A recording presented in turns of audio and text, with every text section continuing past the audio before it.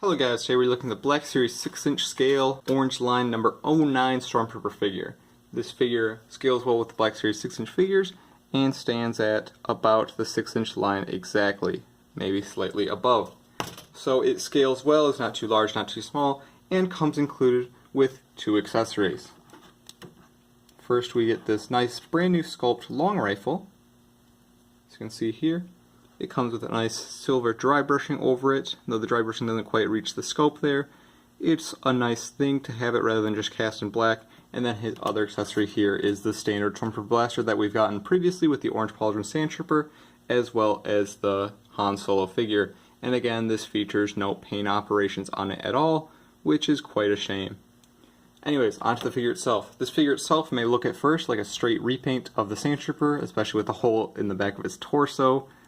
But it's actually a fairly new figure, and by fairly new I mean 3 parts have been interchanged. First off, we have a revised shin knee pad here, which is much more accurate to the Stormtroopers in the film. Then we have a brand new belt that doesn't feature the brown or black ammo pouches on the side, but instead features these white ammo bags, if you want to call them, I'm not quite sure what they are. And then we have a brand new abdomen, which features the classic black dots on the Stormtrooper. So Hasbro saw that there were some issues with the Stormtrooper sculpt, they fixed them for the Stormtrooper, not issues for the Stormtrooper itself, but if it were to be a Stormtrooper, fixed them, and now we got a much better Stormtrooper. Unfortunately, they didn't fill in that hole though, which it's not too glaring, but it is a small issue nonetheless. Aside from those slight changes, the Stormtrooper figure greatly varies from the Stormtrooper in its paint job here, of course. Stormtrooper featured a brown wash all over it, whereas the Stormtrooper is completely clean as it should be. All of the white plastic cast in a really good color, it's not too likely to yellow, it does very well, and it's nice good hard plastic. Though I have noticed that the legs are warped on a lot of samples, as you can see it's not standing straight here, leg bends inward a little bit, as for this one. And really the legs are quite stiff in movement. But this figure also has the same articulation as the Stormtrooper. You got your ball jointed head with a swivel, additional swivel, ball jointed shoulder, swivel bicep, double jointed elbow, ball jointed wrist, ball jointed waist, ball jointed hip, swivel thigh, double jointed knee, and then finally your rocker ankles. Though everything below the waist is they're really tight joints. You won't get a lot of great movement with them.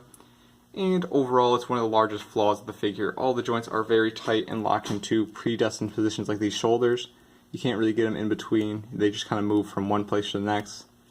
As you can see, they kind of lock into place. The elbow joints are really nice, but aside from above the torso from those, all the joints are, unfortunately, they lock into place. The figure, though, does feature really good paint jobs on the helmet here. You know, the nice blue stripes as well as the good alternating black and silver lines on the mouthpiece there, and the band above the eye is well painted, and the eyes itself are well painted as well in a nice gloss black. Everything is really well done here. Even the thermal detonator has this nice gray paint, and the blaster fits really well into the holster. No complaints there. Where my final complaint with the figure lies, though, is its movement in the hands.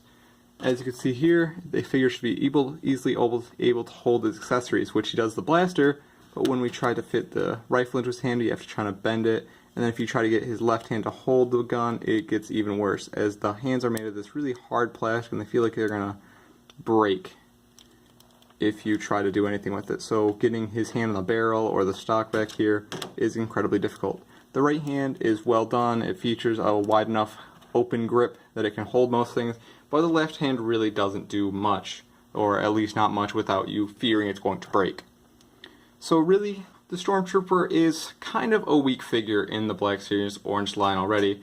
It doesn't come with many accessories, the sculpt has its problem in articulation and plastic rigidness, and overall it doesn't quite match the magic that was really the first 2 waves of the Black Series figure, and really it reminds me more so of Princess Leia than it does figures like the Stormtrooper or Han Solo. And it's because of this that I'm going to give the Stormtrooper figure a 7 out of 10. Though it is a really good figure, paint apps are really clean, the accessories are kind of lacking, paint and in general just lacking. It would have been nice to have a little bit more. Though this figure is a good army builder, if you have enough of them on a shelf, I'm sure you won't really notice the lack of accessories, as you're just going to have him hold his standard Stormtrooper blaster anyway. Overall, this figure is good, but nowhere near perfect, and really it's nowhere near on the level as Boba Fett, Han Solo, or Sand Trooper ever were. Thank you for watching.